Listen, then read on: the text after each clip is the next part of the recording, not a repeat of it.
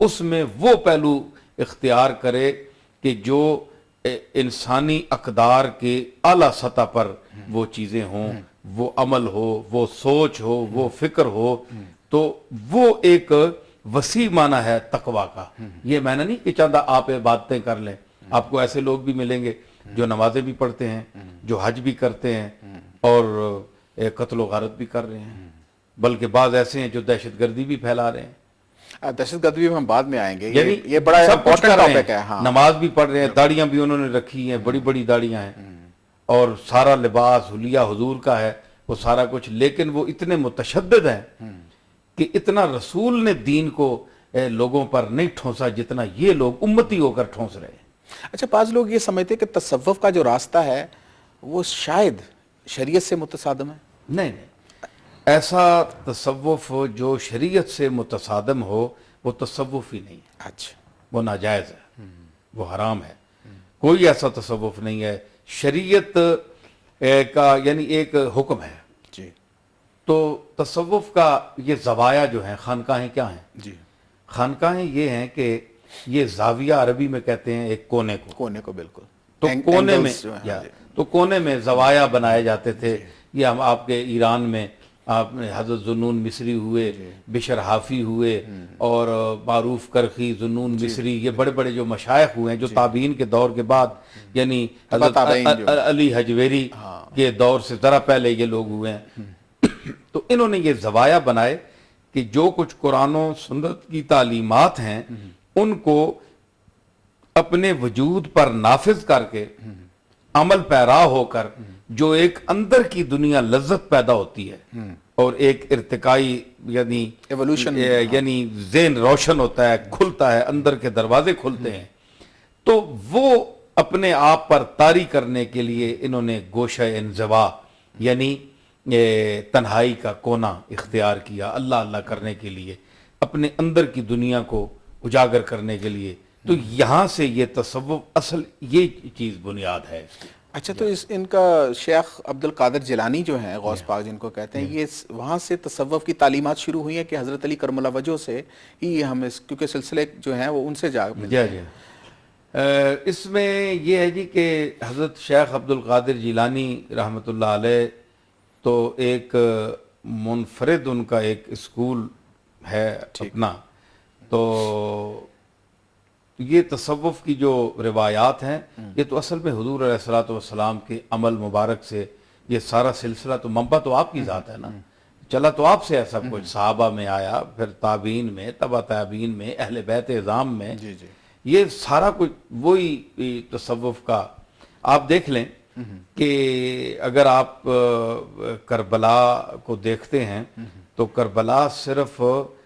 جدال و قتال کا میدان نہیں ہے، یعنی اگر تصوف کے حوالے سے آپ دیکھیں گے تو تصوف کا معنی ہے اللہ تعالیٰ کے لیے خالص ہونا، اپنی نیت کو مالک کے لیے خالص کرنا، اور خلوص نیت کے ساتھ ہر وہ کام کرنا جو قرآن اور سنت کے اور اللہ کی رضا کے مطابق ہو۔ تو حسین نے کربلا میں جو کچھ کیا وہ اسی تصوف کے حوالے سے کیا، یعنی وہی پاکیزگی، وہی تقوی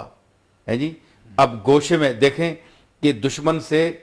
مہلت مانگنا کہ ہمیں عبادت کے لیے ایک دن دیا ایک دن دیا جائے، تو تصوف حسین کے ساتھ میدان میں بھی موجود ہے۔ امام زین العابدین کو دیکھ لیں، امام حسن کو دیکھ لیں، تو یہ سب جو ہے، سیدہ فاطمہ کو دیکھ لیں، تو اسی سیدہ زینب ہوئی، ان سب کے گھر کی چیز ہے تصوف، یہیں سے اسی گھر سے نکلا ہے، صحابہ تک پہنچا ہے، اور یہ حضرت صدیق اکبر، حضرت فاروق اعظم، حضرت عثمان غنی، یہ سب لوگ اس کے سربراہ ہیں تصوف کے، جو حضور سے مختلف انداز سے آپ کے جو اسلوب حیات ہے، زندگی گزارنے کے مختلف جو ڈھنگ ہیں، طریقے ہیں، ایک ایک صحابی نے، اہل بیت کے ایک ایک فرد نے اس ڈھنگ کو اپنایا، اس کو یاد کیا، اس پر عمل کیا، امت تک اس کو بھیجا۔ یہ سارا تصوف وہیں سے۔ اصل میں تصوف کی جو مرکزی اور پہلی سب سے ابتدا ہے وہ غار حرا ہے۔ غار حرا یعنی آپ وہاں جاتے تھے، کیوں جاتے تھے؟ میڈیٹیشن جو مراحم یعنی شہر چھوڑ کر ستو تھوڑے سے لے کر ہاں۔ آپ تشریف لے جاتے تھے، حالانکہ اس وقت نبوت کا اعلان نہیں ہوا تھا، لیکن چونکہ نبوت کے جوہر اور اللہ تعالیٰ کی طرف جس نے مالک نے پیدا کیا تھا، آپ کے اندر میں وہ ایک درد و گداز کی وہ جو ایک لگن تھی کہ جس کے میں قرآن نے کہا وَوَجَدَكَ ضَالًّا فَهَدَىٰ۔ اب بعض لوگ یہ کہتے ہیں معاذ اللہ کہ اللہ نے آپ کو گمراہ پایا تو اللہ نے آپ کو ہدایت دی۔ جی۔ ارے حضور کس طرح گمراہ ہو سکتے ہیں؟ کوئی سوچ سکتا ہے؟ حضور تو گمراہوں کو سیدھا کرنے والے ہیں، آپ تو ہادی ہیں۔ تو دالن کا یہ معنی نہیں ہے، وَوَجَدَكَ ضَالًّا فَهَدَىٰ، تو اس کا مطلب یہی ہے کہ متعین آپ کو کوئی یعنی رسالت کا اعلان نہیں کرایا گیا، آپ کو بتایا نہیں گیا کہ آپ نبی ہیں۔ یعنی وہ جو 40 سال تھے نا پہلے، ہاں جی، تو اس میں آپ ایک اس لگن کے تحت ہرا میں جایا کرتے تھے۔ اچھا تو پھر اس میں کیا چیز یعنی کوئی منزل آپ کی متعین نہیں تھی، فہدا، تو اللہ نے ہدایت دی آپ کو کیا کہ آپ کو بتایا کہ تم تو نبی ہو۔ اچھا امی ہونے میں کیا حکمت تھی؟ امی ہونے میں اس لیے یہ حکمت ہے جناب کہ وہ ہر دور ہوتا ہے، جس طرح آج کا دور آپ کا سائنس کا دور ہے، جی، تو ترقی آج کوئی اگر حضور کے بعد یہ دروازہ کھلا ہوتا، کوئی آتا برحق نبی، تو وہ سائنس لے کر آتا، اس کا جواب دیتا، کیونکہ ہر دور کا عیسیٰ علیہ السلام کے طب کا دور تھا، دوائیوں کا دور تھا، موسیٰ علیہ السلام کے دور میں جادو کا دور تھا، 70,000 جادوگر تھے وہاں جی بالکل، ان کے مقابلے میں۔ تو حضور کا جو دور ہے وہ فصاحت و بلاغت کا دور تھا کہ تقریر کرنا، بیان کرنا اپنے معاف ضمیر کو، کون سا فصیح اور بلیغ انسان ہے جو اپنے معاف ضمیر کو آسانی کے ساتھ یعنی لوگوں کے ذہنوں میں اتار سکے اور ان کو وجد بھی دلائے، ان کو ورطہ حیرت میں بھی ڈال دے، اور اپنی فصاحت لسان سے، زبان کی فصاحت سے ان کا محبوب بھی بن جائے۔ یہ دور تھا حضور کا۔ عمر القیس بڑا مشہور شاعر تھا، عمر بن قیس اور اپنا